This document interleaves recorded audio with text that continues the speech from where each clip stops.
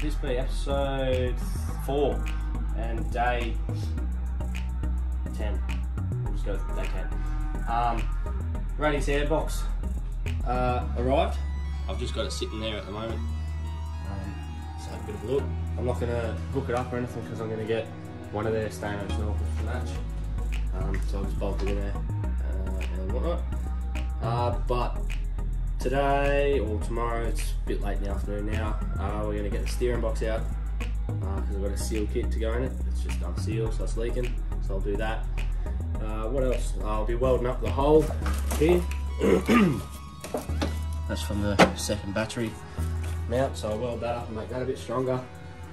And then see what else happens. I might be able to make a start in the back for the camping setup, but we'll wait and see what happens. So I'm starting to get some cool stuff rock up, so hopefully some of the videos will start getting a bit more exciting.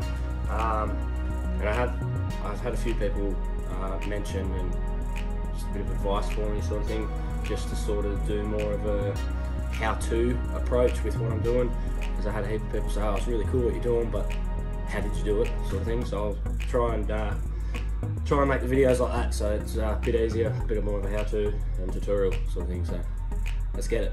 The lights, the LED lights for the dash have rocked up, so I'll be able to get that in. New dash mat, and then I had new wires for the back of the Sony stereo because the mice have chewed all of them, so hopefully that fixes that. And yeah, so I'll just start looking at that, get the stereo wired in, hopefully get the whole dash back together this afternoon, and then I might even get the drawers bolted in and the exhaust bolted back up from when I had to drop the fuel tank. So yeah, that's good. So, hang on, just turn that music down. So the change in those globes, so they're the old ones, was as simple as taking out the dash, just unscrewing it, and literally pull them out, put them in. The only bad thing about it is I'm going to have to wait until the battery's back in the car to be able to wire this up. Plug it in to see if they're all working, because they only work, like the globe only works one way. I might have to pull them out and rotate at 180 for them to work, but we'll just have to wait and see how that goes. But yeah, so this is going in now. Got my 2 little helpers there. Hello. Chili Bob, say hello.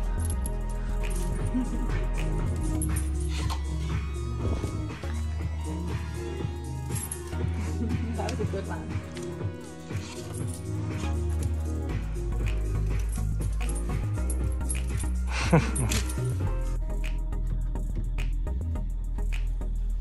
Oh, I don't have the bit on. Right, the rear drawers are back in and cleaned, because I say it in every video, but the mice once again threw it all. So we clean it all, put them back in. I'm not putting the wings back on this side. You'll see why in a later video, and then eventually this side of it the same, it'll come out. But yeah, I'm not going to say what it is just yet. We also put, I'll jump out and show you. Come down here. Put a new, you're not going to be able to see it, but exhaust mount up under there, just because the old ones were all buggered. They were the original ones from the car when it first came out. You can sort of see from here, have a look, the dash is back in except for the stereo. Excuse me, because I don't have crimpers and soldering iron and stuff here. I'll have to wait for the old boy to get home to do that. But other than that, pretty good afternoon. Okay, I'm in the engine bay, fully sick. Trying to undo this front drive shaft. Just a 14mm spanner, undo all 4 bolts.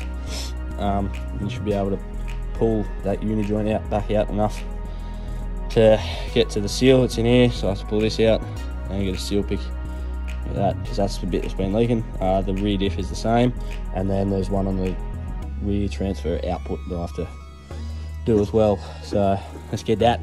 Let's go. They're tight.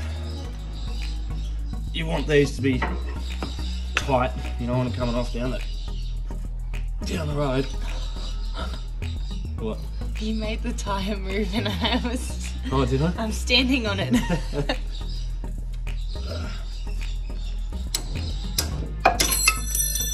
Ow! Do I need to get that? Yeah,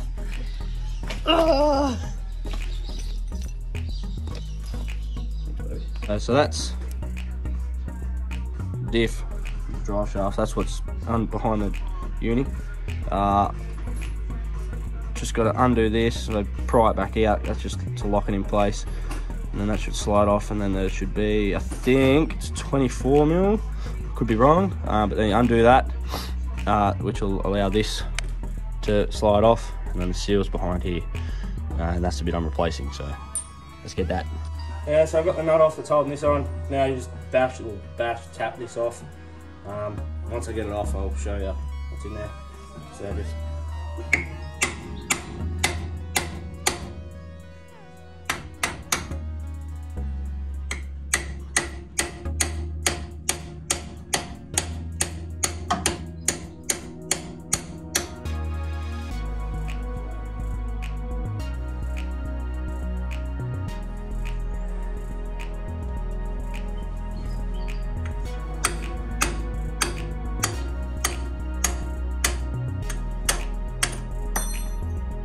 like that.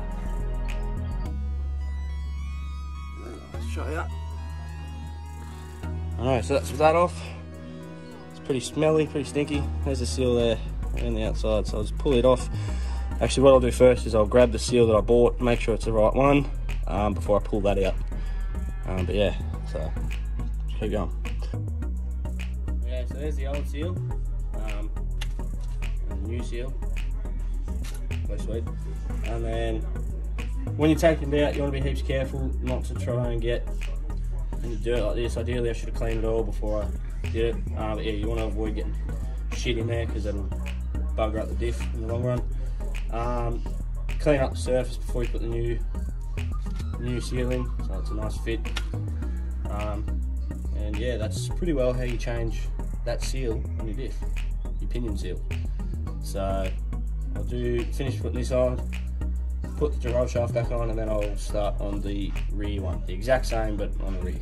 So yeah.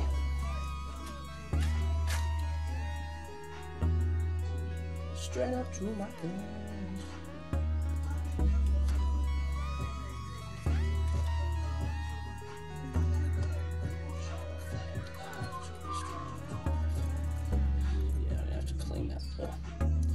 To get some emery paper, which we don't. There we have it, new seal in. Started using the screwy to punch it in. That's what these marks are here. Quickly changed to something else because, yeah, with that. So now you just reassemble these. Make sure you line up as close as you can these holes with your shaft by lifting it up and making sure they're like on the spline, right? So you don't have to take that off completely, and we'll try and push the car back and forwards to make it line up. But yeah, that just taps back on and then bolt it back up, and we've just changed the pinion seal. So I've just put the nut back on, and when you're putting these on, this is actually how you set your preload for your pinion, like the bearing. So if you have it loose, that'll move, and if you go too tight, you'll have too much. So the way I'm doing it, I could probably read the manual and find out what torque it's actually supposed to be to, but I'm just going to go back to where it was on there, and I might just go a little bit past it, just like a little crank past it, and then you punch this part of the nut in just to lock it in so it doesn't undo itself. Yeah, it's as easy as that. So that's number one done. We'll move on to the back. So here we go. Here's the old seal. I can't really see anywhere on it that it was actually leaking. I'm starting to think it's more this leak that I found down here now.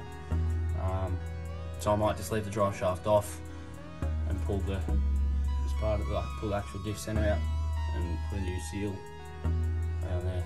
So fun times.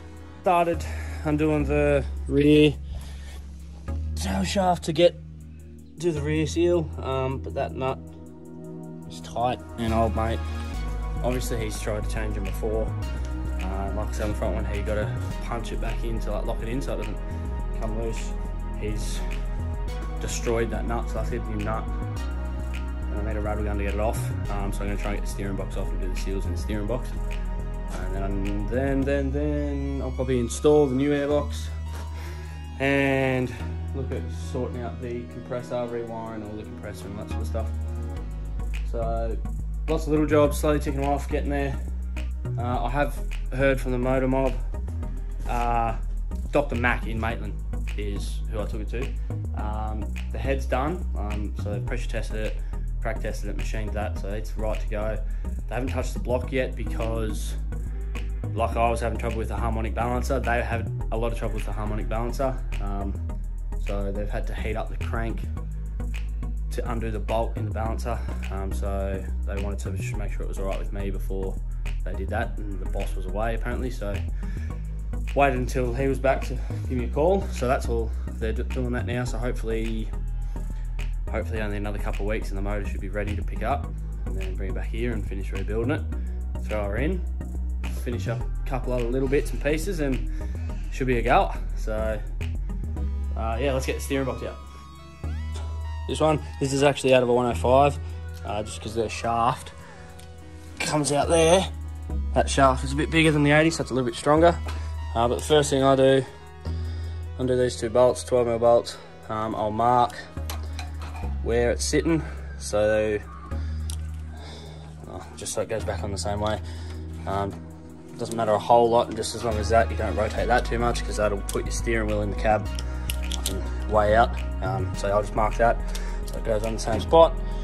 And then you've got these 4 17mm bolts, none on the other side, take them off, sliders off, and then you have to take the pitman arm off that, bolt there, nut there, take that off, which will come out.